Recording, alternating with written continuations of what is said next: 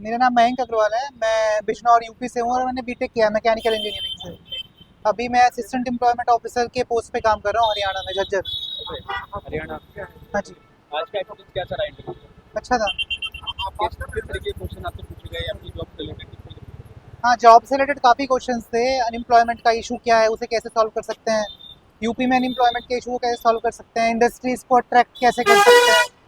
उसके अलावा current affairs के टॉपिक थे, जैसे जनरल नरवाने की बुक न्यूज़ में है, उसमें क्या कंट्रोवर्शियल था, क्या कोट कर दिया राहुल गांधी ने।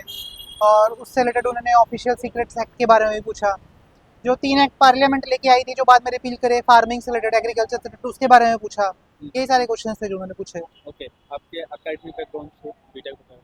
बीटेक मैकेनिकल से उन्होंने क्वेश्चन पूछा था, उसका बहुत आइडिया नहीं था मुझे। उन्होंने बोला ये पंखा चल रहा है ऊपर, और कैसे, मतलब ये काफ़ी एनर्जी लेता है, कि क्या सॉल्यूशन ढूंढेंगे कि एनर्जी कम ले और रूम भी मतलब वेंटिलेटेड रहे।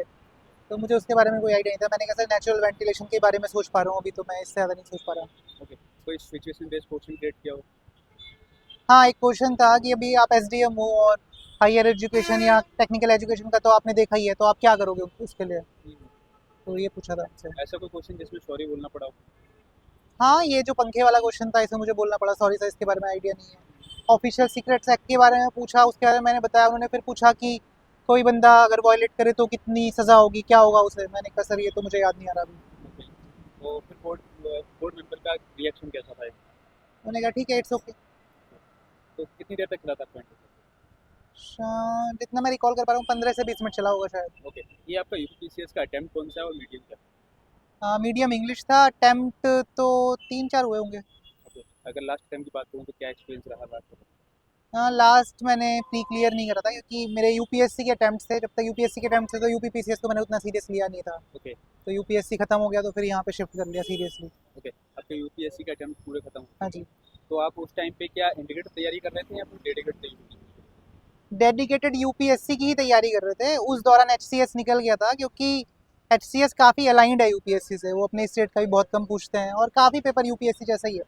तो डेडिकेशन यूपीएससी की ही थी।